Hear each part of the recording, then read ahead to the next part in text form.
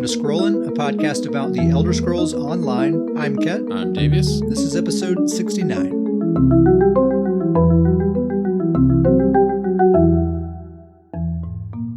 I want to start by talking about something that I feel good about. So, Start with happy things. Let's start with happy things. I'm going to start with talking about my Magic and Nightblade, Ged Sparrowhawk. This is my main character. He's always been my main pretty much since forever in all aspects of the game except PvP.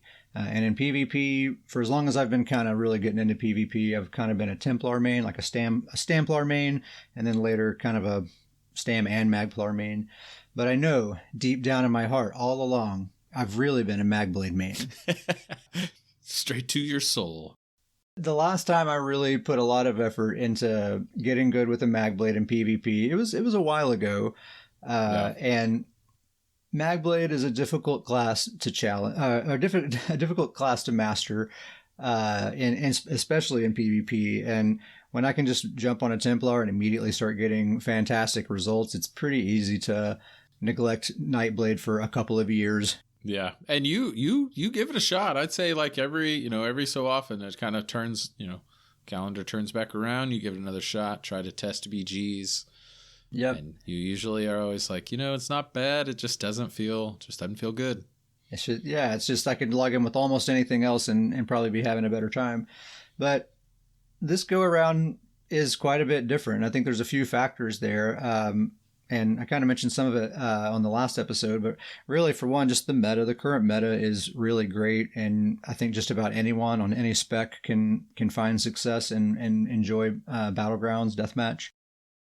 But not only that, like I was saying, it's been a couple of years really since I've really spent a lot of time with a MagBlade in a PvP environment, like trying to get good. And in that time, I've been playing with a lot of other characters. I've gained a lot of experience and frankly, I'm a lot better player than I was then, and that's a big factor now as well. Just kind of these lessons that I've learned playing on a Templar or a Dragon Knight or these classes that don't have an easy escape tool, like invisibility, where you're forced to pay attention to things like positioning and situational awareness and choosing your targets wisely and when to push, when to retreat, those kinds of things. You take all of that kind of stuff and you add the ability to just turn invisible anytime you want, and you can really start making some things happen. The invisible, it helps just a smidge. It does. It's quite the perk. One of my guildmates once said, invisibility, quite the perk, when they were trying Nightblade for the first time. So I've been having kind of a renaissance with this dude, man. I have not felt this kind of enthusiasm for my Magic and Nightblade. It's probably been about 2 years. And I'm at work during the day, like thinking about my MagBlade, thinking about coming home, logging in and just doing as many BGs as I can do until bedtime. And I've been doing that for like the past month. So it's been great. On the last episode, I talked about how I'm committed this time. I'm going to get good with MagBlade. Finally, I'm really going to, dedicate myself to it. And so, yeah, I've just been queuing up again and again and again. And through just sheer brute force of just, playing a lot, I'm figuring some stuff out and I'm having good success. I'm having more good matches than bad matches.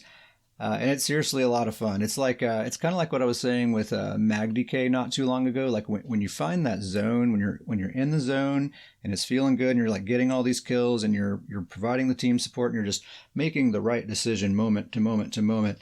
It's an incredibly satisfying feeling. And I think the Nightblade's like theme and aesthetic and everything for the class, it's like, it's such a sexy play style, honestly. It's just smooth like butter and it's difficult to master it, but once you find it and you're threading that needle, there's nothing like it, man. It's seriously a lot of fun. Kit, your MagBlade main heart has come full. It's out there. It is. No more need to hide it. This is my goal, I think right now here today, I cannot say that I'm a MagBlade main in PvP. I don't think I'm quite there yet. I think I would still have to say Templar is my best class. But that is my goal. I think at some point, maybe this time next year, maybe I'll be able to confidently say, you know what? I'm a MagBlade main in all aspects of the game. PvE, PvP, whatever. I think that's I'm going to shoot for that. And already I think I'm well on my way, man. Things are starting to click into place, and it's Oh been yeah, pretty awesome. I've done some matches with you and Ged, and it's been good results. Yeah, he's surprisingly a pretty decent team player. Like I'm not just hiding in the shadows and off by myself. I'm with the team. I'm healing Yep. people. I'm helping get those executes, and I'll kind of get into some details here in a minute. But I'm finding that I actually bring a lot to the table on a team, and it's not necessarily a class that has to play by itself. Yeah, absolutely. It's been good group support. Not even just Yeah. like it's like, acceptable group support, but it's actually been effective group support. Yeah, like exceptional actually for such Yeah. a simple healing kit as well. I'll get into that as well. That's one of my favorite things about it is it's very bare bones, very easy to use as far as the defensive kit. Really, really simple, but also very powerful. I want to talk about the build a little bit. There's actually a really funny story behind this, and I'm going to be talking about my MagBlade for a little while here. So I hope you guys are okay with that. It's MagBlade time. On the last episode, I mentioned the build that I've been using was Crafty Alfiq War Maiden as a front bar only set with a sharpened flame staff, the Gaze of Sithis mythic helmet, and one piece Vulcan Scoria. Man, that Sithis helmet. Do you use the Sithis helm on anything yet? Oh yeah, my Mag DK, or no, sorry, my Mag Crow. I use the Gaze of Sithis. Yeah, that's right. I remember now. Man, such a fantastic item. It really is. I was seriously, this is the first character I've put it on, and you look at those stats and it seems like, yeah, it seems all right, but the actual overall effect of wearing it is seriously, seriously good. It is a lot of reward for, if you put it on the right character, it's little cost. Yeah, on a Nightblade that doesn't necessarily block all that much, and it's actually kind of nice. Like, once you kind of get used to the fact that blocking isn't really an option and you just kind of don't touch that button all that often unless you're just trying to avoid a stun or something like that. But you end up saving a lot of stamina, because when you're blocking, your stamina recovery is disabled, plus you consume stamina to block things. So you actually end up just keeping a lot more of your stamina for sprinting and dodging and that sort of stuff. It helps a lot in that regard. And I kind of have to remind myself, because sometimes I'll reflexively block stuff anyway, and then I have to remind myself that's not doing anything except draining my stamina, so stop it. That did nothing. Yeah. So yeah, for Nightblades and Sorks especially, and Werewolves I think too, really, really awesome item. That's a little detour there, but anyway, the point is Crafty Alfiq, War Maiden, Maelstrom Resto Staff on the back bar, Gaze of Sithis, and one piece Vulcan Scoria. That's the build that I've been using for a while, and Crafty Alfiq, that's just a set that I had in the bank. It was already totally golded out, had tri-stat glyphs on it, and I knew already that was going to be kind of a temporary set, but it's just kind of good enough for now. I just wanted to start playing with this dude. But I've been keeping my eye out for alternatives, stuff that'll basically just give me more damage. I was kind of undecided, just kind of looking around for things, asking different people. Finally, our old buddy CPU Scientist, shout out to CPU, recommended checking out the Stygian set. So this Stygian is a medium armor set that drops in Cold Harbor, and it's a really, really strong set, and it's made for Nightblades. It gives you a line of weapon and spell damage, another line of weapon and spell damage, a line of penetration, and then the 5-piece bonus, whenever you come out of invisibility, it gives you 369 weapon and spell damage for 15 seconds. So 369 doesn't sound like a ton, but remember that all gets amplified by like your major sorcery buff and all that sort of stuff. Plus those 2 through 4 piece bonuses is just like straight offense. So altogether, the set does give a ton of damage. So it's a great set, and yes, it's a medium armor set, but everything has been hybridized now. There's really, you can justify wearing pretty much anything these days, Yeah, that's true. So it seemed like a good option, so I went ahead and spent a ton of gold, a ton of mats, a ton of transmute crystals, getting this set all together. And so I replaced Crafty Alfiq with Stygian. So it was Stygian, War Maiden, and then the Sithis Helm, one piece Vulcan, and a Maelstrom Resto in the back bar. And then I hit up Davius and said, hey, be my target dummy. I want to do some testing. I got this new Stygian set. I want to compare it to Crafty Alfiq. I'm pretty sure it's going to blow it out of the water, but let's just see by how much, right? And I have to say, I'm a pretty good target dummy. I'm pretty good. Davis, you're an excellent target dummy. The best. So we met up, and Grizzly Khan, shout out to Grizzly Khan, he was there just kind of watching this all transpire. So I'd put on one setup, I'd hit you with an attack, look to see how much damage it does, then put on the other setup, hit you with the same attack, and compare the difference, right? Yep. We did this a whole bunch of times. Time after time after time after time, Crafty Alfiq was doing more damage. And we were like, what? That's not right. Doesn't make sense. We tested it for a good while, and yeah, I mean, every single time Crafty Alfiq was coming out ahead. So our good buddy Uncle Sam was online. I hit him up, and I was like, hey, I need another target dummy. It's someone with like different stats. I just wanted to have more variety for the data. Same thing with Uncle Sam. Crafty Alfiq was doing more damage than Stygian. And Sam just couldn't believe it. He's like, no, that's not possible. That's not happening. I just don't believe my own eyes. At this point, it was getting pretty late at night. It was like past 11 p.m. for me, which is way past my bedtime because I'm a senior citizen. So we were like, I don't know. That's weird. Alfiq seems to do more damage. Anyway, see you tomorrow. Went to bed. Thought about it all night, couldn't sleep, woke up the next morning, still thinking about it. How in the world is Crafty Alfiq doing more damage than Stygian? Log back into the game at like 5 a.m. I'm like looking at the gear, seeing if something stands out, and boom, there it is, staring me right in the face. Right in front of you. I had the wrong glyphs on the jewelry. When I reconstructed the jewelry pieces for Stygian, they still had the default glyphs, which were stamina recovery. So I was missing over 500 spell damage from my build. So of course I'm going to be, lacking some damage there. It's going to hit a little softer. Yeah. And I left some stuff out for my story. I was kind of, so Sam has been trying to talk me out of Crafty Alfiq for a while, and he's been telling me like on and on, like, yeah, Crafty, it's kind of a so-so set. There's a lot of other better things you could be using. And I'm like, I don't know, it seems to be working pretty good. It might not be as bad as you think it is, And so then we were doing that Stygian comparison. I'm like, hey, Crafty Alfiq, huh? Not so bad. I was kind of being funny about it. But anyway, once I found that out, I was just like totally embarrassed. I had to send a message on Discord letting everyone know, like, hey, I'm an idiot. My bad. Fix the traits. We did the testing all over again. And guess what? Stygian wins. Stygian does more damage than Crafty Alfiq. Who'd have thought? But there's more to the story. So there are pros and cons, I think, between Stygian and Alfiq, by the way. I think there is still a very good reason to use Crafty Alfiq if you want to. For one, it gives you excellent max stats, and that big stack of max magicka, to me, translates directly to sustain. That's just more abilities that you can cast before you run out of magicka. So that alone is fantastic reason. Plus, it's not bad damage at all. Yeah. Stygian, the pros of that one is it's very good damage and it synergizes very great for Nightblades in particular. It also gives you very good healing power because of all that weapon damage or spell damage that it gives you. Yeah. But it does have some cons. It does not give you a single line of max stats. That's always tough. That's tough. Your max stats are going to suffer. It's a medium armor set, and since I'm front barring War Maiden, that means I'm going to have to do jewelry and 2 body pieces.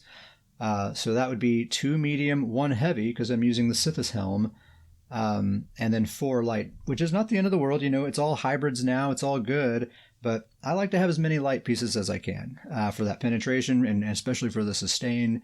So that's not the end of the world, but I prefer to have more light. Yeah, I would just say out of Stygian and Alfiq, MagBlade, I don't have MagBlade, but I talked to you a lot about your MagBlade, obviously. You mentioned how big MagBlade's built-in sustain kit is. And so I think, maybe that sustain part of Alfiq isn't as important on a MagBlade, but on a different type Magicka character, that Alfiq could be really effective. Oh, yeah. Crafty Alfiq is a great set for Magicka sorcerers in particular, because it helps get their shields nice and big. But that's just kind of comparing those two. But Stygian is not quite out of the woods yet. So Stygian definitely is more damage, but I'm sacrificing some things, right? I'm not getting the max stats. It's a medium armor set. It has a proc condition, right? So I have to think about, have I cloaked in the last 15 seconds or not, which I probably have, but still it's something that's in my mind that I have to think about. So I had to do one last comparison, and the baseline to me for PvP builds is our good old Heartland Conqueror, right? My favorite set in the game, the best set in the game, in my opinion, for PvP. So basically any set that I'm going to use on a PvP build, it's got to beat Heartland or it's out. Heartland is the middle line. That's the equator. The problem is very few things beat it in overall effectiveness, so I just kind of end up equipping it on character after character. But so I decided to compare Stygian to Heartland Conqueror, using sharpened staff and a powered back bar on both setups. So everything's pretty much identical other than just swapping those sets out. So Stygian versus Heartland, Stygian still barely ekes out the damage, just a tiny bit. I'm talking like with a spammable that has about a 10k tooltip, Stygian does about 20 more damage. Yeah, and we tested that out thoroughly too, and it really was like 20 more damage on each light attack. Yeah, it's literally 3741 versus 3761 consistently. Yep. In my mind, that's basically identical damage. I guess Stygian technically wins by those 20 damage points, but from a 10k attack, to me, no one's going to notice that difference. And then the heals, it's kind of the same situation. Stygian does give you a big stack of spell damage, and that gives you quite a bit of healing, actually slightly more healing than I get from Heartland, which surprised me, actually. That surprised me too, because that powered back bar with Heartland, you would think would push it over the top, but... Yeah. Just all that spell damage just kind of ekes it out. But still, it's a very minor difference, and we have to keep in mind all those cons I was just talking about. Low max stats, it's a medium armor set, there's a proc condition. Heartland doesn't have any of that, right? It's a crafted set. Yep. I can craft it any way I want. There's no proc condition whatsoever.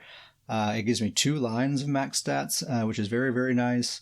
And the damage and heals, the difference isn't enough for anyone to even notice. Yeah. So in my mind, Heartland wins. Yeah. Heartland is probably one of the top sets in the game right now. A lot of people use it, and it maybe is my favorite popular set that the game's ever had, because it's seemingly, it's very popular. A lot of people use it, but it's not overpowered. It just seems so well balanced. It's a perfect set. It's balanced just right. Yeah, you're totally right. It's not overpowered at all. I think what makes it popular isn't necessarily the power, it's the flexibility. Yeah. It's crafted. You can make it any way you want it. You can use any number of traits to make your build work a number of different ways. It can be a completely different kind of build depending on your weapon traits. So, all that to say, my MagBlade build is Heartland Conqueror, War Maiden as a front bar only set with a sharpened flame staff. I have a Maelstrom Resto on the back bar, powered. Have that Sithis Helm and one piece Vulcan Scoria. Nearly an identical build to my Magicka Templar. The only difference is the mythic item. My Templar is using Wild Hunt. My MagBlade is using the Sithis Helm.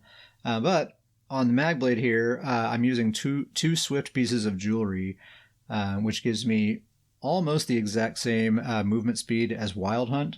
But I can still use Sithis, and that's giving me back way more resources than I'm giving up by running those swift traits. Yeah. So it's a great build. I'm liking it a lot. The damage is very, very good. The heals are very good. The survivability, it's a light armor build. I'm not wearing any M-Pen. We already talked about that last week. Don't wear M-Pen if you haven't heard. It's a bad trait. Get it out of there. Get it out of here. Scrollingpodcast@gmail.com if you want more details, or just listen to the last episode. We talk all about it. The point is, aside from Sithis, he's a pretty squishy build, but he hardly ever dies. And I'm not just hanging out in the shadows either. Like I was saying earlier, he's absolutely a team player. Yep. If danger's coming, my instinct reaction isn't to cloak, it's to line of sight and that sort of thing, like I do with all my other characters.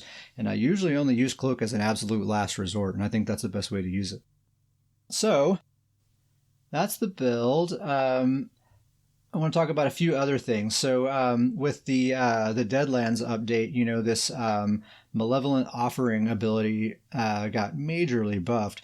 It's basically Magblade's Breath of Life. It's essentially like a Templar's Breath of Life for Magblade, but in my opinion, it's way better. Just because the cost is so much less. So I'm using the Shrewd Offering morph. So that one just basically just reduces the cost. And part of the cost is your health, right? There's an upfront magicka cost, and then it's like 810 health over 2 seconds. In addition to that, and that's factored into the total cost. That's like part of how it's balanced. So the amount of magicka that it costs is way less than, say, Breath of Life, because your health is the other part of that cost. But it's such a small amount of health. I'm telling you, you don't even see your health bar move. Especially using that Sithis helm and our base health recovery. It totally negates the health cost. It doesn't even register. You can spam this thing as many times as you please, and you're not going to run out of health. It will never be a problem. And you can also continue spamming it because of that health cost. The magicka cost is so cheap. It's about 2/3 the cost of Breath of Life. And Magblades have excellent sustain already. You can literally just spam it as many times as you please and never run out of magicka, and just keep your teammate or yourself alive forever. I've been that teammate. I can speak to the truth of it.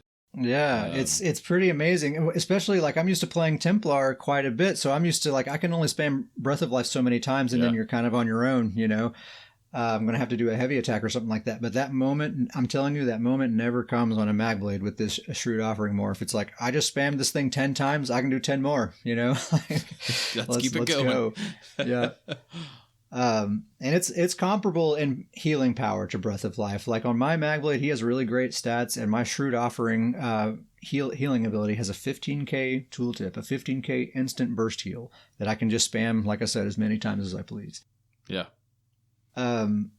So I have that, and then I also have rapid regen slotted. I usually use radiating regen on most of my mag builds. This is the one build that I'm using rapid on, and man, I really, really like it. It's really great for a build like this where I don't really have a big healing kit. I have, besides my ultimate, I just have Shrewd Offering and rapid regen. That's it. Those are my 2 healing abilities. But really, those are two. They're such potent healing abilities that really is all I need, and they're both extremely low cost, and rapid regen actually more than pays for itself because I'm using the Maelstrom Resto staff. So it's already a very low costing ability that gives me a ton of healing, plus it's actually giving me magicka back. So there are 2 healing abilities that cost next to nothing. They give me a ton of healing power. Rapid regen is basically a vigor that I can put on anybody that I want, including myself. So usually, like if I see a teammate who's on the brink of death, like say they're in execute range, first thing I'll do is cast a Shrewd Offering on them to just give them one big burst of heal to get them up out of execute range. Then I'll tag them with rapid regen, and I can forget about them after that. I can go pay attention to something else. And that's the thing, is that it's crazy.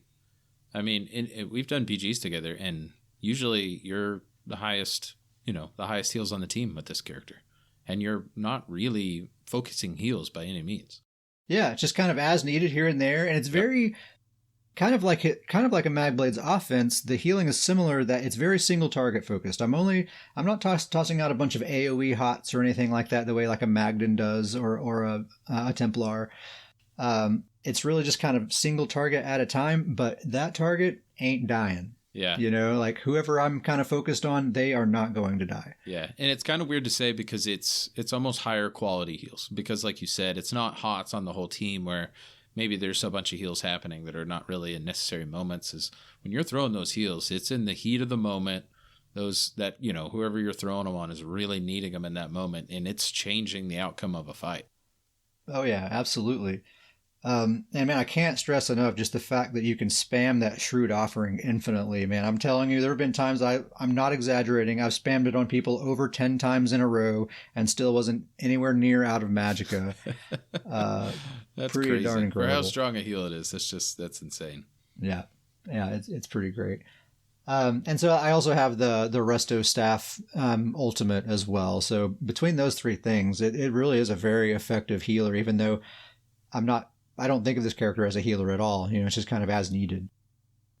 Also, the Soul Tether ultimate, I've been using Incap, but I have switched to Soul Tether, and that was a fantastic move. I get way more kills ever since I've started using this ultimate. It costs a little more. I think it's like around 150 ultimate, but that's really not a bad cost at all. And it's an AoE burst, and that is huge because it's not dodgeable. What's the number one reason for Incap? Any Nightblades listening, what's your biggest grief with Incap? It gets dodged every single time. I swear, it always gets dodged. So with Soul Tether, not a problem. They can't dodge it. It's not possible. And the damage, it's not quite as much as Incap, but it's pretty close. Like my tooltip, it's like a 1,000 difference, so it's pretty darn close. It stuns every enemy that it hits in the area, and it tethers you to them and gives you a hot while that tether remains. So the way I use it for my combo is, first of all, I feel like I have to explain like the MagBlade offense as I've come to understand it. You can't just run up to someone and attack them with your burst attack right away. Like if they have a health bar and you come right at them with your Merciless Resolve and your ultimate and try to execute them after that, they're not going to die. You have to whittle them down first. You have to, your MagBlades are ranged. They have a full, long 28-meter range, so you can stay from afar and just light attack weave your spammable at them a whole bunch of times. Try to get them down to like 50% health or so. Your spammable is very, very strong on its own, so you should have a pretty easy time whittling their health down. And then when you get them around 50% health, that's when I really go for the big attack. So that's when I'll go into stealth. I'll charge up a heavy attack with my flame staff and then weave that directly into my Merciless Resolve bow proc, and that's my big burst right there.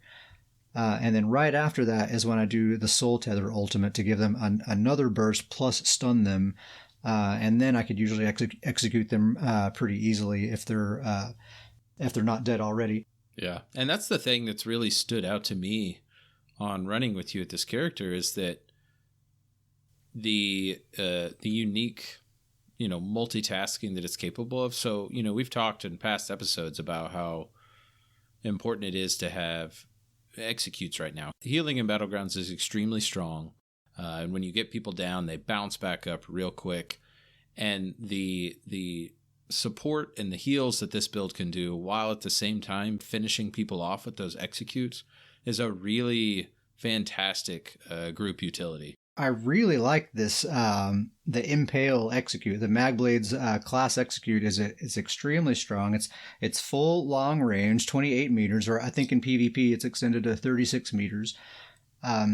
It's a little bit more difficult to use because it has a more narrow range. Most Executes, they kick in around 50% health and they ramp up as your target loses health.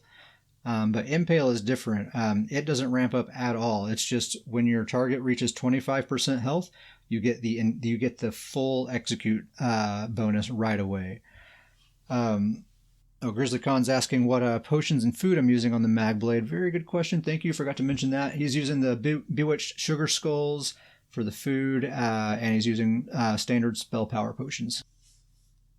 Yeah, so he just has really good max stats and the gear or the armor traits are 4 well-fitted, 3 divines, and I'm really liking that a lot. I've actually even been thinking his sustain's so good, I'm actually thinking about doing 7 well-fitted just to make him a little more athletic.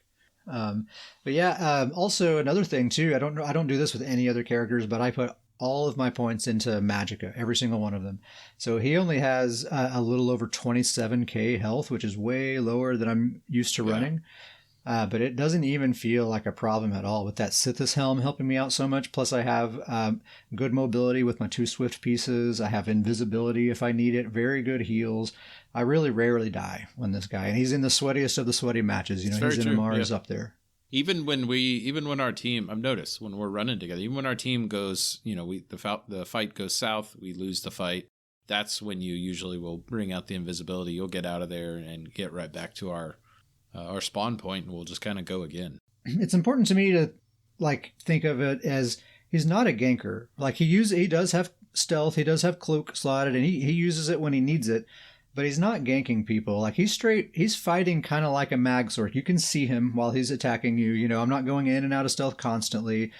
The only time I really use stealth offensively is right before I'm ready to deliver my main burst attack, and that's really it. Otherwise, like, I'm totally visible. I'm hanging out with the team. I'm healing, and I just kind of use that as an escape tool if I need to, or I use it offensively like that. And I really like that. I think you'll find that your teammates will appreciate it as well because you're like another body block target to help them out. It's important to keep those things in mind. You know, if you're invisible the whole time, they're basically outnumbered the whole time. Yeah. Another tip that I have to remind myself of almost daily when I'm playing with this guy is that patience is extremely important on a MagBlade. You know, like, think of a Templar. Patience not necessary, right? Like you just gap close and jab, you know, and if they dodge or if it misses or whatever, just keep jabbing, they'll die eventually. You can't do that on a MagBlade, right? You go in, if you whiff your burst attack, it's over. You know, go retreat, try to build your stacks back up, get your ultimate back, try again later. You can't just keep going at it the way you can with a Magplar. So you got to be patient. You got to. I don't go hunting for kills. I kind of wait for the kills to come to me. The ones that kind of seem like easy pickings, I'll go for them. And then once I've chosen a target, I don't go for them right away. I wait for a good opportunity, a good moment. I don't want a situation that's going to pull me away from my team or draw my attention away from, like, if someone needs a heal or something like that, you know. Just be patient, wait for those opportunities to present themselves, and just snatch those kills when they're ready.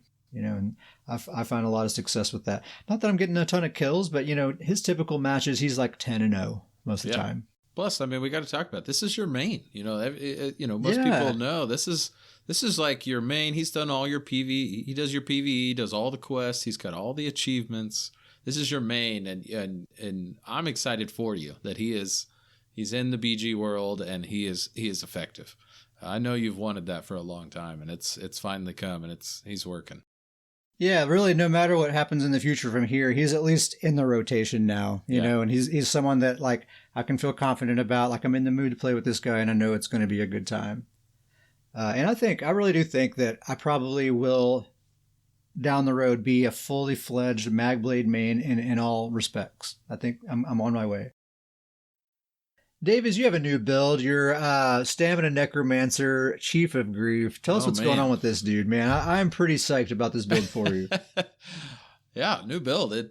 So, you know, we talked about this. I put it in the Discord. I do have to admit, I've gone to the dark side a little bit. I am wearing Plague Break. You are, but I approve of it. It's justified. When you see this thing in action, it's just too good. It works. Yeah. So I'll just go over the build real quick. It's 5-piece Plague Break, 5-piece Swamp Raider, and then it's the Master Bow front bar and the Vatishran 2-hand back bar. So kind of a unique setup, but I've gone all in on this kind of disease poison damage, and that's really I researched other sets, but Plague Break just fits in nicely. I'm not just throwing it on there because it's the Plague Break set, but it really fits in with what this build does. It's the right set for what you're doing there. It is. And really kind of the engine that makes this build go is that I use the acid spray. And acid spray is the spammable of this build. But it kind of goes along with that Swamp Raider. I'm really trying to get everything I can out of that Swamp Raider. That disease and poison damage, 600, damage buff. So I'm using acid spray. It's doing great AoE.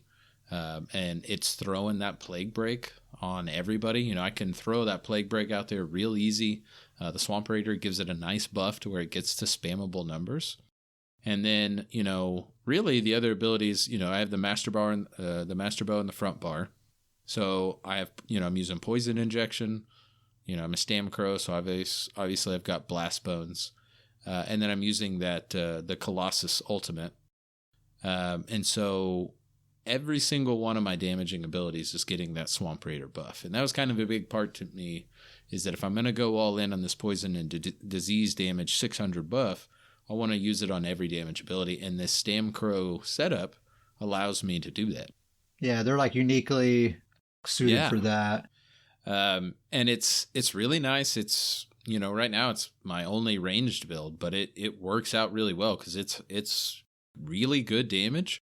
It's range, which I think we'd both agree right now. Range is kind of a It's little helpful bit for sure. yeah, it's a little bit better way to go right now in BGs. And so, but as far as a rotation, it changed depending on the situation. But really, what I'm doing is just throwing the acid spray out there to get that plague break on everybody. I actually use poison injection a lot, and I kind of rotate targets with it, so I'm getting that damage buff on multiple targets. Mm-hmm. And then I'm throwing the blast bones on there, obviously for that burst. And that with the plague break and with all three of those abilities getting that buff. And then I'm getting that damage buff from the Master Bow. Plus, I'm using the Vatishran two-handed backbar, and then that's ramping up the damage. And so once this thing gets going, the damage number and the damage ramp, the spell and weapon damage ramp starts really getting up there. And even the Colossus Assault, that's getting that Swamp Raider buff as well.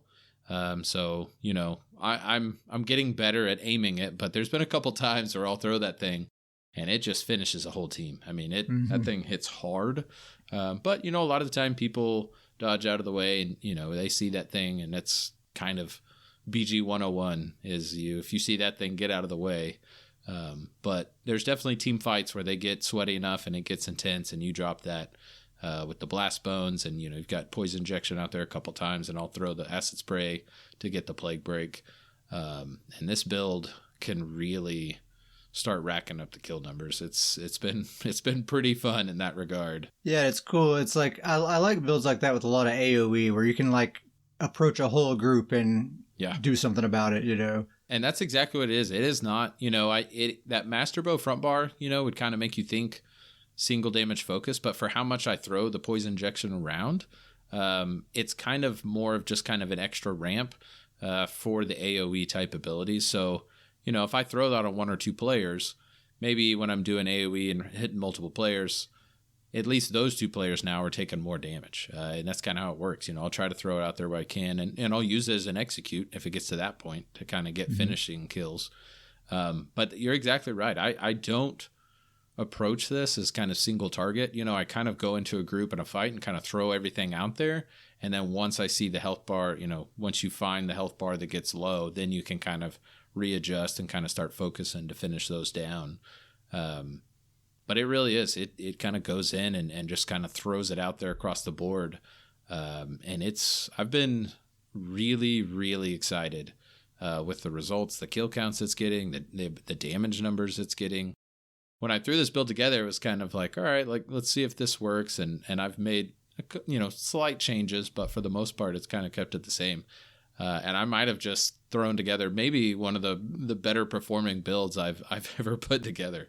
I love when that happens, when you're just like, oh, let's throw this together, see what happens. Oh, it's actually amazing. Yeah, it's like, nice. Oh, wow, this actually works out really well. And the numbers have been great. And it's been, when I first started throwing it together, I was getting pretty crazy numbers, and I was like, all right, I don't play with this. I don't play with Chief of Grief a whole lot. The StamCro's kind of been on the shelf for a while.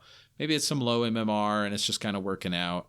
But it's, I've been playing on this character a lot, and it's steadily kind of climbed the MMR. We've done group, duo queue, we've done full 4 group. Yeah, it's a great group build. Yeah, and it works really well in the group. And it's gone, it's been tested in some sweaty matches, and it's still come out the other side, in pretty good shape. So I've been very, very excited with it. There's still a couple things, I might tinker with or slightly change, but for the most part, it's pretty locked in. And, it's kind of that good thing, bad thing, in the sense that I'm having so much fun with this build that I'm only playing with this build. So I kind of feel bad. I look at my other characters and I'm like, I should play with you. I want to do some things, but then I'm just like, ooh, this build's just it's just that sweet spot. It's feeling too good right now. So this is the one I have been logging in with a lot. And same thing in the solo queue. Its solo queue numbers are fantastic as well. It's got good group utility. It's range build. It's got some some heals on the back bar, and it's, it can be tanky just like a Necro allows. And, it's a Nord build, and I use the necrotic potency ability. And so, It's actually pretty surprising how often I get that Colossus. Oh, yeah. I imagine so. Necrotic potency, man, that's a ton of ultimate that thing gives you. So much ultimate. It's so much. Especially in BGs when there's, and BGs right now, there's bodies piling up all the time. And, and this build's helping with it. So, and I really like it because I don't have to be, most of the time when you have that Colossus ultimate, you have to be really careful about when you want to use it and really wait for the specific right time. Mm-hmm. But I'm building ultimate up so quickly that I can kind of be, I don't want to say careless, but I can definitely not, I don't have to worry as much if I do get a miss because I'm going to be a little more liberal with it. Yes, exactly. I'm going to turn around and get that going again pretty quickly. And I really like that because I throw that Colossus ultimate out there quite a bit. I'm kind of constantly just trying to get it out there.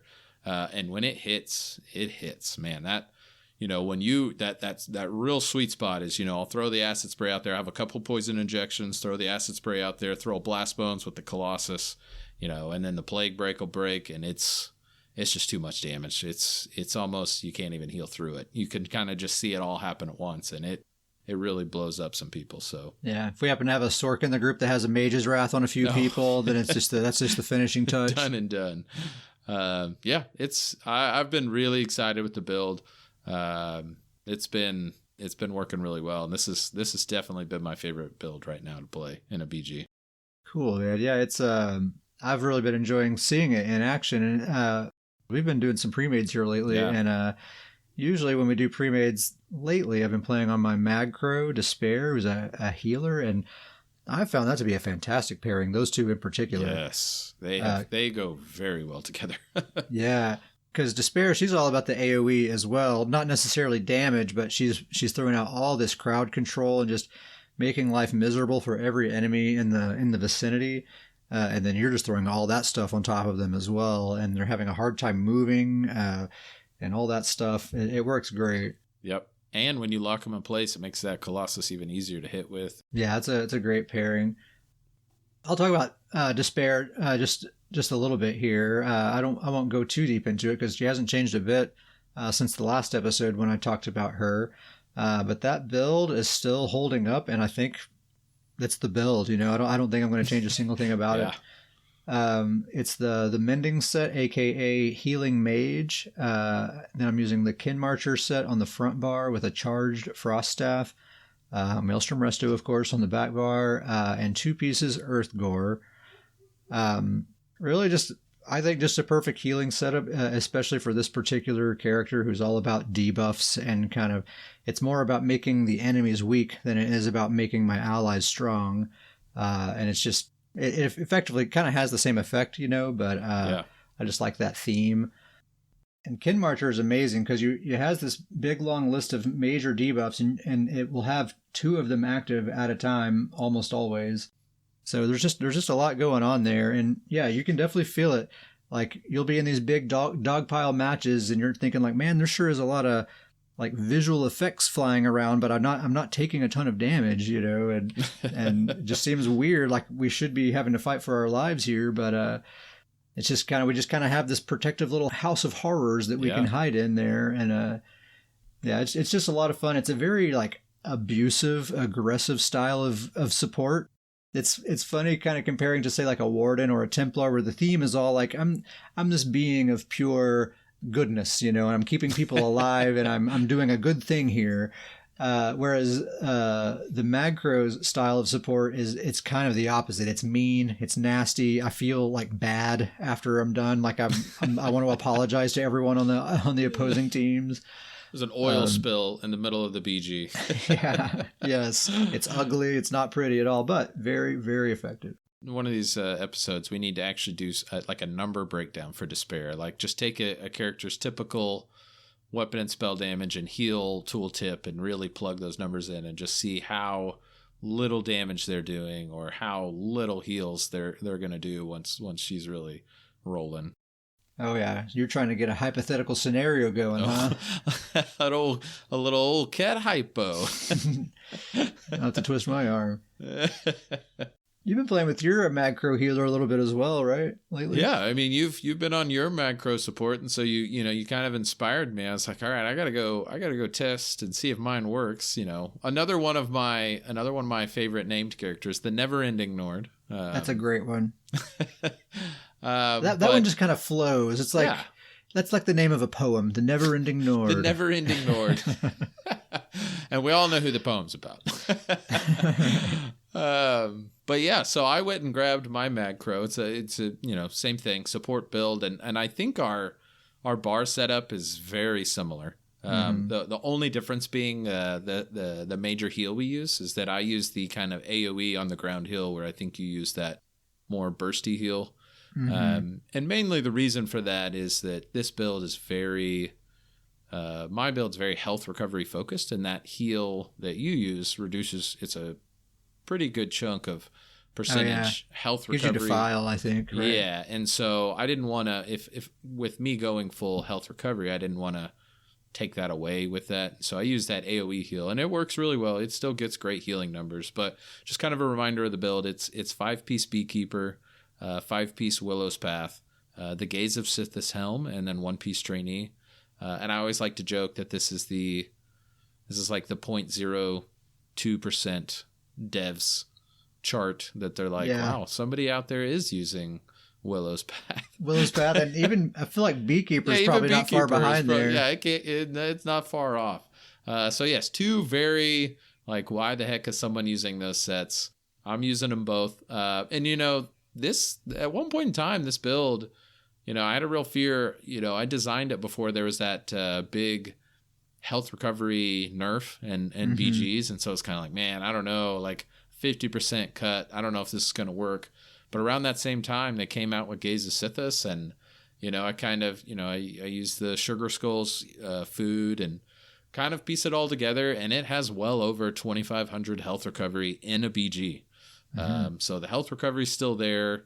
It's got good heals. It has that full MagCro toolkit. So it's, it's throwing the debuffs out there. It's holding people in place. It's causing all of those, crowd control effects. And it works really well. The old Never Ending Nord, still very difficult to take down. And I kind of love his strategy, in just the sense that, people focus the healer. Once they see the heals, they'll start focusing. And his strategy is to just outlive. Just keep the team alive, take the beating. He's very slow. He's not going to outrun a fight. He just kind of takes the beating. They kind of burn through their resources on him. And it's a fun player. It's fun character. And, I took it into some BGs, and it still works really well. That's cool. Yeah.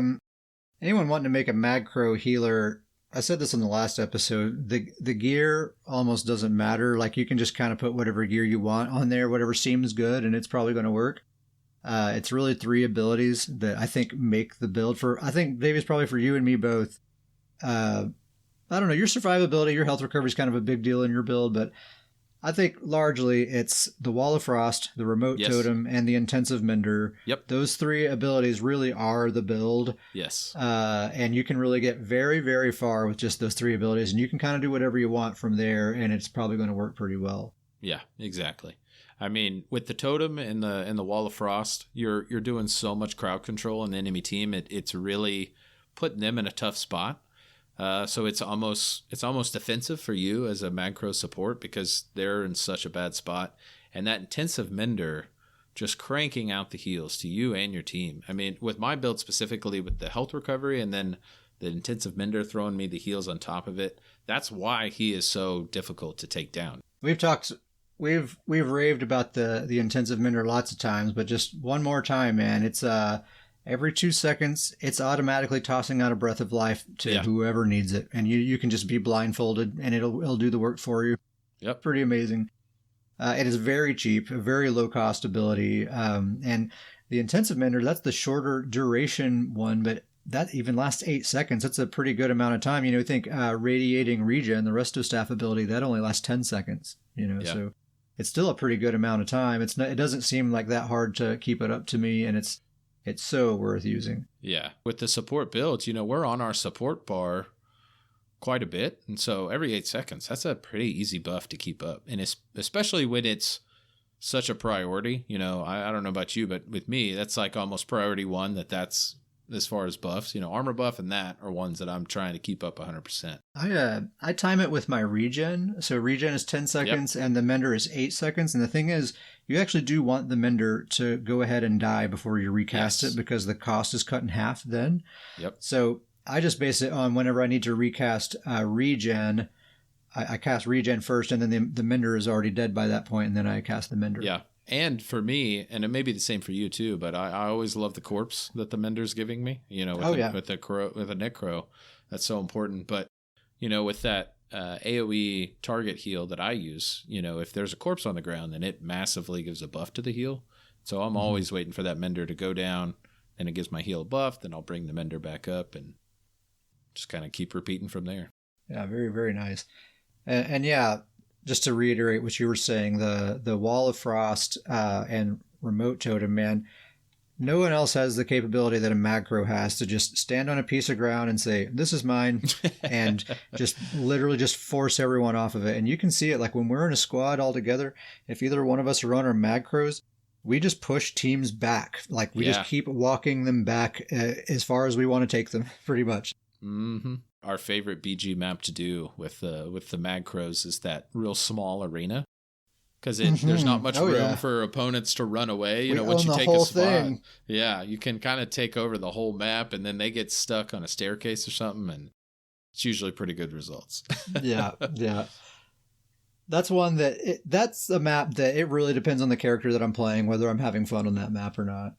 Yeah, that's very true. That map is very dependent on which character you're in there with. All right, before we get into this next topic, I'm going to need a bathroom break, because we're gonna have to get into it here. Give me just 1 second.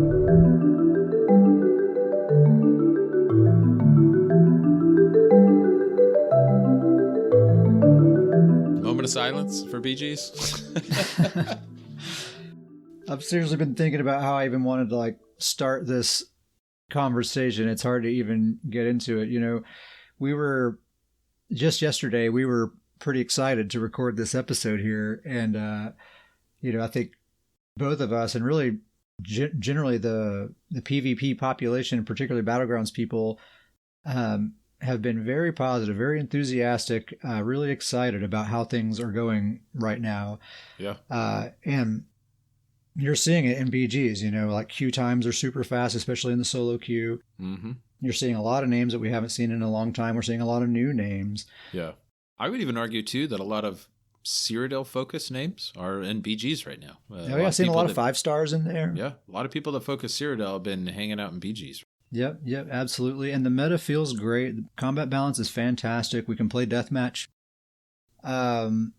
So, we were feeling pretty enthusiastic yesterday, and then we got some new news. And Davis, what'd I tell you on the last episode? Do you remember what I said? Do you remember what I said about how great the meta is, but you better enjoy it while it lasts? Yeah. Get in there, have your good times while you can, because you never know. You never know how long it's going to last.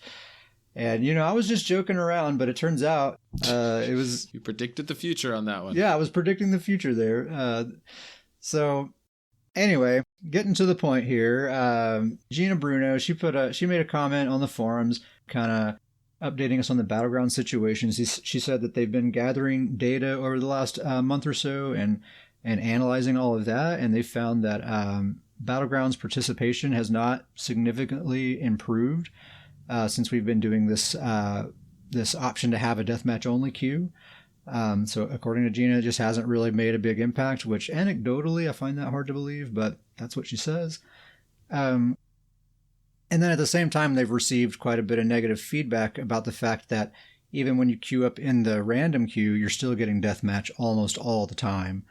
And so for people who prefer the objective modes, of course, they're not happy at all, because it's very rare that you can actually get one. So with this next upcoming DLC, which will be update 33, they're reverting back to the solo random and group random queues, and they're getting rid of the deathmatch only queue. So back to where we were a few months ago, I think, where solo random, group random are the only two options, starting with this next update. So we have a few weeks, maybe a month left of a good Battleground situation. Before we kind of share our own thoughts, I'll finish kind of paraphrasing what she said here. They say that they want to ensure the healthiest population and player experience possible. And the final word on the thing, which is the hardest line to read of the whole thing, she says, "This is the last change we plan to make for the foreseeable future." That's the tough one. So that sounds very final. Sounds like this is it. Yeah. Yep. Hope you like it. And, you know, I wanted to prepare a whole kind of speech and really break down my thoughts on this thing and lay it all out there, but I don't think I have the energy for it because we've done it all before, multiple times. Yeah. I mean, we've talked about this. All the suggestions have been made, all the possible better solutions. There's at least 100 better solutions that have all been, that feedback has been given, it's been received, it's been acknowledged. I guarantee all those possibilities have been discussed in a boardroom somewhere, and still this is what we're getting. And the thing is, Davius, you and I, we like Deathmatch. That's what we prefer. Yeah. So of course we've been happy with the current situation as it is right now. But with this right here, nobody's happy. And I can tell you, you go to this thread on the forums where Gina posted this comment, and you see there's pages and pages and pages of responses from players, not a single positive comment. The most positive thing you'll see on there is like a neutral person, like someone that's basically neutral and saying like, seems fine. But the vast majority of people, no matter what side of it you're on, are unhappy. People who want deathmatch obviously are not going to be happy because you're hardly ever going to get deathmatch now. And the people who prefer objectives are not going to be happy. We've already seen how that turns out before. When all you can get are objective modes, the people who like deathmatch are going to treat everything like deathmatch. Exactly. And the objective people are going to have their games ruined too. Nobody's happy in this situation. Yeah. When we had this before, when it was just random only, how many matches? Like 100% of matches where people are arguing in the chat about this exact thing. It creates such a toxic atmosphere. We were not having fun at all because we were busy like arguing with people all the time. The community is at each other's throats almost every match. There's one or two people. Yeah, and like what happens is, the problem with I think a lot of people have with objective modes is if you're really getting sweaty about objective modes, about like land grab games, and that's what you're all about, and you're making your build about winning those matches, then the ideal thing is to not fight. The ideal thing is to avoid combat as much as possible. And I get that there's fun to be found there, and I've had fun with some of those modes, particularly like Relic can sometimes be fun if you're kind of into that. Chaos Ball's okay as well, but when the thing you've been doing since Morrowind is deathmatch, and that literally is the entire game to a lot of players, myself included, our game's being taken away. Yeah. And we try to go and still have fun the best way that we can, but then that causes arguments with other players, and it's not a good time. Even if we have great success, we still didn't have a good time because it's such a toxic experience. Everyone's turned against each other. It's unreal, and it's so completely tone deaf. And it's an incredible disappointment. So much goodwill is being squandered here. Like we've been praising the combat and balance changes, the quality of life improvements. We've been understanding of like 2 years in a row getting smaller and smaller chapter releases. It looks like the next coming year is going to be a third year in a row of pretty small chapter releases, but still yet we've been feeling optimistic, enthusiastic, excited, like we can't wait to see what's coming next. Last year, despite the small releases, was a great year, and I would be totally on board with another year like that. Yeah. But I feel like the wind is completely out of my sails. I'm completely deflated. If we're going back to random only queues and battlegrounds with that completely toxic atmosphere that is not enjoyable for anyone, who's this change for? Who are we pleasing with this change? Yeah. Literally no one. Probably what's going to happen here is that we're going to have to, last time this happened, we had to go find another home outside of BGs. We just kind of stopped doing them. And it was a bummer. We found other ways to have fun with the game. We got real into the sewers there for a little bit. We tried out Cyrodiil, mainly because we're just looking for PvP fights. But, we can't really measure ourselves in PvP during those time frames. When we did sewers and we did Cyrodiil, and we're not measuring our skill in PvP anymore. It's almost always an imbalanced fight. You're either severely outnumbering some noobs or you're going up against some Zerg, and there's no way of quantifying like how well you did or whatever. Like the only thing you can do in Imperial City, I feel like, is just bomb people. That's like all people do there. Yep. It's very imbalanced fight. It's, very rarely do you go against a fight that's even within 2 to 3 players difference of each other. And so, it's a disappointment, for the people that really find a joy and a challenge in player versus player combat, theory crafting a build to really test it and see how it does against other players, and theory crafting, really testing out our skill, seeing what our theory crafting build does against other really great theory crafters. We're kind of losing, not only losing that play style, but we're losing that whole avenue that the game provides to us. Yeah, it's such a perfect testing ground. Like you were just saying, like, I have this build idea. Let me try this thing, queue up, see how it works. Okay, 15-minute match over. Actually, this skill didn't work too good. Let me try this one. Queue up again. Another 15-minute match. You can really hammer out a build really quick just by doing a bunch of BGs back to back to back and kind of making those adjustments in between. And it's hard to get that kind of data in Cyrodiil or Imperial City because they are so often imbalanced fights, and you're just like, well, yeah, I guess I didn't die there, but that player kind of sucked, so I don't know if my build's good or not, Or you go in there and you go against 10 people and you just immediately get wiped, and you're like, well, I don't really know what to take from that. Yeah, exactly. And that's the problem with these objective BGs. You can go into a BG and you may spend 10 minutes trying to chase down another player. Or, you're going against, I would say Chaos Ball is probably the one that promotes the most fighting. Yeah, that's the best one. Even when you go into Chaos Ball, that Chaos Ball does such a debuff to your team that if you're the team that has it, it's an uneven fight. And the same thing when you're going and fighting a team that has the Chaos Ball. Yeah, maybe you wipe out an entire team, but they have this debuff that is completely just, wiping the floor with them. So right, you didn't do all that damage. Exactly. Yeah. So it's still not even an even fight. It's just, it's tough. And you can never have your team together because, everyone's split. Some people want to stand on flags, but if we're doing nothing but standing on flags and I haven't fought anyone in like 5 minutes and now this match is almost over, I'm just wasting time here. So I'm going to run away from the flag and go try to find some fights. But then, of course, I'll be outnumbered, and it's just, you'll be it's never good. And that's the thing with the flag games is that, a lot of people say, well, fight on the flag. Well, there's usually in those matches, there's like 4 or 5 flags up at a time. And so usually the 3 teams just go and grab open flags, and there'll be fights, as teams are running between the flags. But it's just, it's not challenging, my theory crafting, my build versus your build, my theory crafting versus your theory crafting. It's just not that environment. Yeah. It's such a disappointment, man. When I saw that forum post, I guess shout out to Dr. Professor. He's the one that posted it in the Discord and the saddest shout out of brought our attention to it.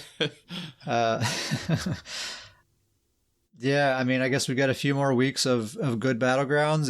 It's honestly even hard for me to enjoy that right now because I know it's just temporary. It's going to come to an end, and I'll have a good match and feel good about it, and then I'll immediately feel bad afterwards because I know this isn't going to last. Short lived, and it's tough too because I'm almost positive all these names that we've really talked about enjoying seeing them back. We haven't seen them on in a while. Yes, I don't want to say their names on the show because I didn't ask for permission. But some names we haven't seen in age. It's like, man, so good to see you. It's been so long, and they're happy to be back. They're excited to be doing BGs again. I think they're gonna start disappearing again. Yeah, it's just absolutely ridiculous.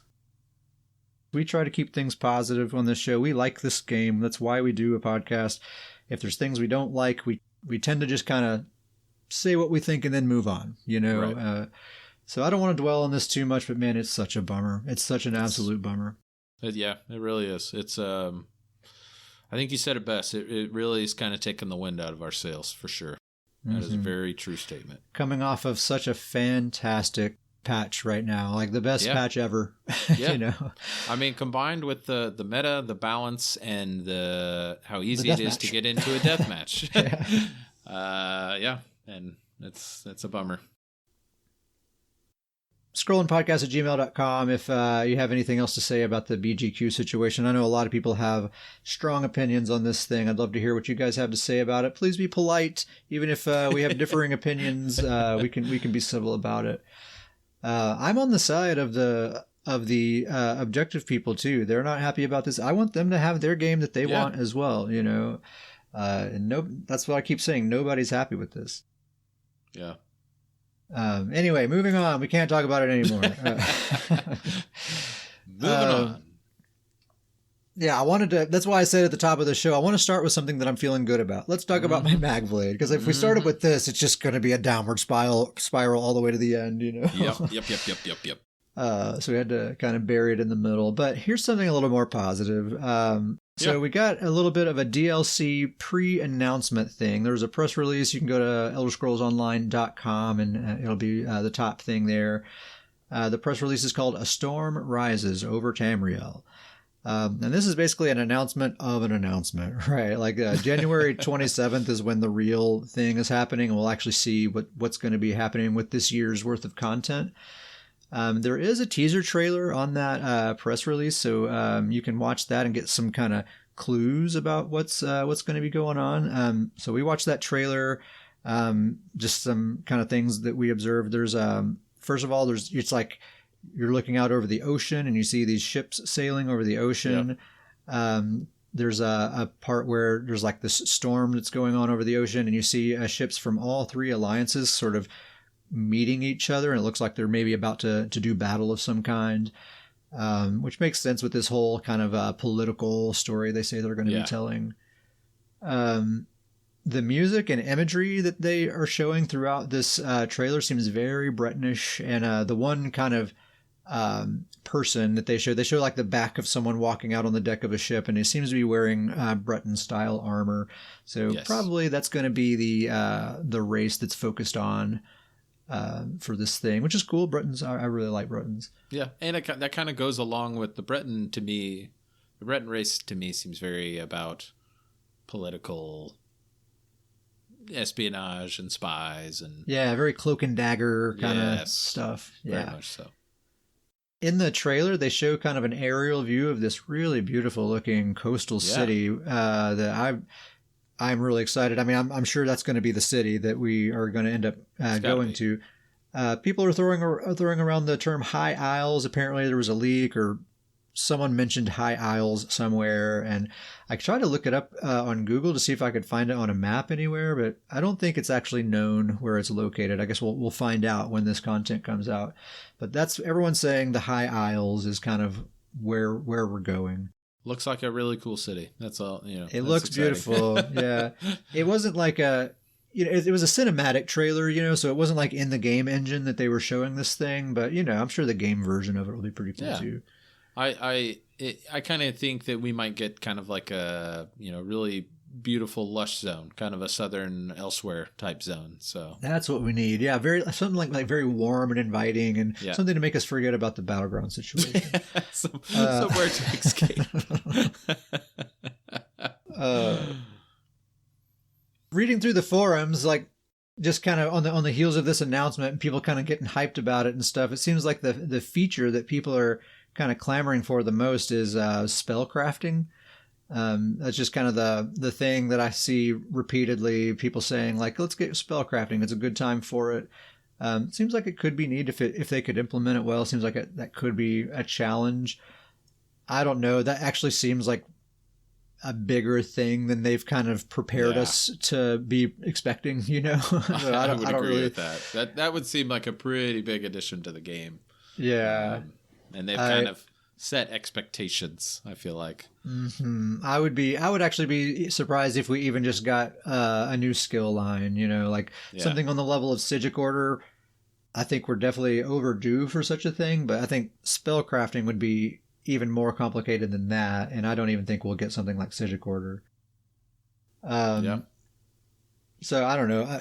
honestly, I wouldn't be surprised if this year it's just like 2 companions. That's the new feature for the 2 chapter. new companions. I'm so soured. Like my optimism is just like in the dirt right now. But people are also speculating, just because there's boats in the trailer, like, are we going to get naval combat? Are we going to be able to fight people on boats? I doubt it, but I don't think that's going to happen. But boy, that would be fun. I would love if they somehow added. Like I said, I have to say this. I do not think this is going to happen, but yeah. Boy, what a cool aspect if they kind of gave player control over boats in the game, so players could kind of hop on boats and drive those around. That'd be pretty fun. That'd be wild. Yeah, I think you're right. That probably wouldn't happen, or maybe not this year anyway, but that would be cool. And then just something that occurred to me is that there's no indication that this is what's happening, but just the fact that it is this political story, and based on the trailer, it's going to be involving all 3 alliances. It seems like it's a perfect story opportunity to do something PvP related, particular Cyrodiil, the 3 Banners War. They could have something that ties into the story very perfectly and kind of have a justification to put some time and effort into Cyrodiil and revitalize that space and maybe make it more fun, more attractive to players, because Cyrodiil's in really, really rough shape. Has been for a while. Yeah. And it could definitely use some attention. And, if they're kind of telling us this year's going to be kind of a smaller release, probably not going to get a class, probably not going to get a skill line, temper those expectations. If they put whatever energy they would have put into a skill line into just making Cyrodiil better, I wonder how that would go. Yeah. No indication that that's what's going to happen, but I'm trying to be optimistic here in any way I can find. We'll be back to our optimistic, positive selves on the next episode, man. This was just such a bombshell. Like I was saying, just yesterday, we were excited about this episode, man. Things have been great, man. Things have been so good. I haven't been this enthusiastic about the game in ages. Yeah. And now it's within 24 hours, it's like I've been so soured. It's like the rug's been totally pulled out from under me. So I'll have to get that positivity back. It'll come back. It'll be back, but it's tough. It's tough. Emails and shout-outs. No emails this week, but you can send us an email at scrollandpodcast@gmail.com. If you have any questions or comments, anything you'd like to say, it could be related to ESO or not. It doesn't really matter as long as you're nice. All emails welcome. scrollandpodcast@gmail.com. Shout out to Dr. Professor. We finally got to group up. Dr. Professor's been listening for quite a while. And just in the last couple of weeks, we finally joined a group together and did a little PvP together and just goofed off and had a good time in Imperial City. And I hope we get to do it again soon. Dr. Professor, great guy, great person to hang out with. It was awesome. Shout out to Grizzly Khan as well for being here in the chat, listening to us and chatting with us tonight while we record. He's also been hanging out in Discord a little bit as well here lately, just kind of chatting with us while we all do our thing. And always good to have Grizz around, so thanks, Grizz. If Scroll and Podcast ever gets merchandise, shout out Grizzly Khan is going to be one of the t-shirts. That's got to be the first t-shirt. Shout out to Grizzly Khan. Shout out to Grizzly Khan. That's got to be one of the t-shirts. It's perfect. It's like the perfect amount of obscure. People see that, what does that even mean? I like it. We're gonna make that happen. We have a guild. It is the best named guild on PCNA. It is also the official guild of the Scrollin' Podcast. Our name is Stoon's Goons. If you'd like to be a member of Stoon's Goons, hit us up at scrollandpodcast@gmail.com, or you can find us in-game. I'm at KetSparrowHawk. Davius is at StarJumper. Just let us know you want to be in the Goons. We'll get you in there. Also, we have a Discord. If you want to join the Discord, same thing, scrollandpodcast@gmail.com, and we invite you to the Discord. I always say this, anyone who's in the Discord, I consider them to be a fully fledged goon. You're a member of the guild. So, we only have 5 guild slots. So if you don't want to drop a guild that you're already in, just join the Discord and, you're welcome to come along with any activities that we do. We do quite a bit of PvP, mostly Battlegrounds, but we jump into Imperial City sometimes. We do some dungeons and different things, and it's a fun little group of people. Everyone's really chill, no toxicity whatsoever. We all get along really great. It's a lot of theorycraft discussion, a lot of memes being shared, and in my opinion, it's just the right size a Discord server. We have enough people in here where it's active. It's a cool community to be a part of. but it's small enough where everyone kind of has a pretty good voice, and you're never really getting buried and having to fight to say something or anything like that. I'm really digging our Discord community. I think that's about all we have. Davis, do you have anything else? I think that's it. Okay, thank you very much for listening. We'll catch you next time. See you then.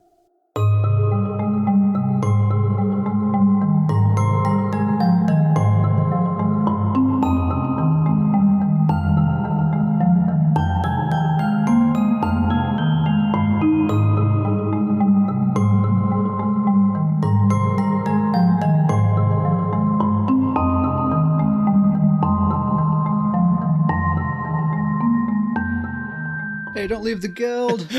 No, Grizz, come back. Don't do that, dude. Then where will we get your shout outs? Yeah. You think about that?